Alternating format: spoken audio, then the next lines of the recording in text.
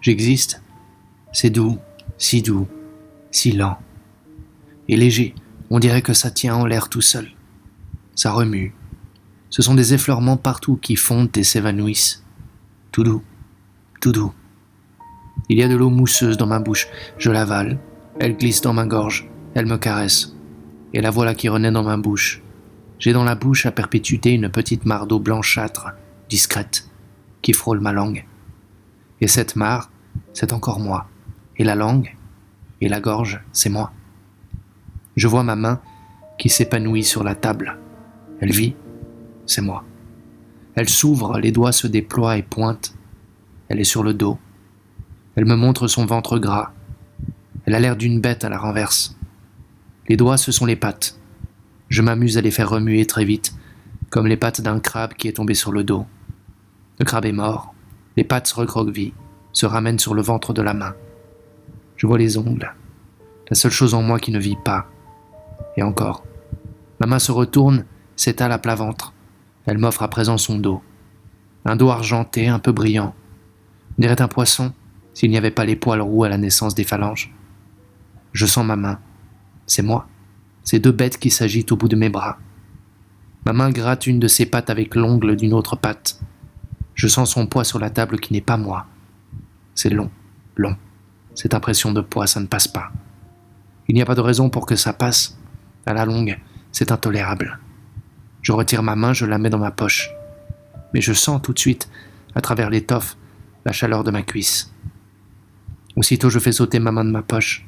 Je la laisse pendre contre le dossier de la chaise. Maintenant, je sens son poids au bout de mon bras. Elle tire un peu à peine mollement, moelleusement. Elle existe. Je n'insiste pas. Où que je la mette, elle continuera d'exister et je continuerai à sentir qu'elle existe.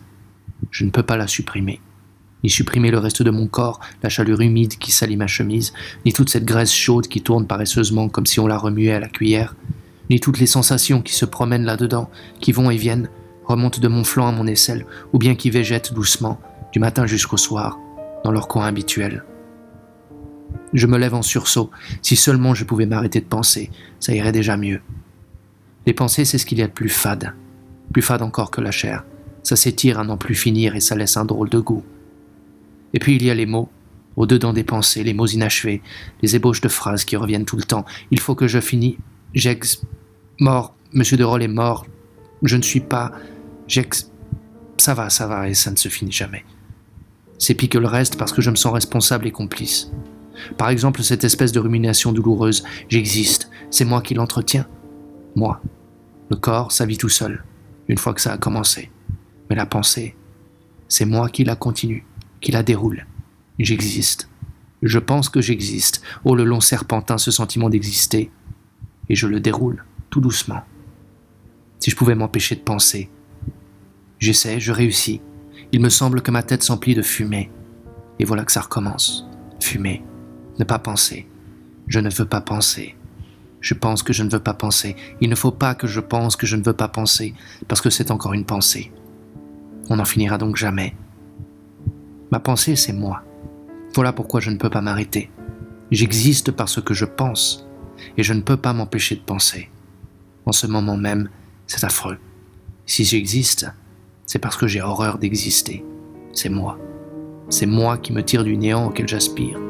La haine, le dégoût d'exister, ce sont autant de manières de me faire exister, de m'enfoncer dans l'existence. Les pensées naissent par derrière moi comme un vertige, je les sens naître derrière ma tête. Si je cède, elles vont venir là-devant entre mes yeux.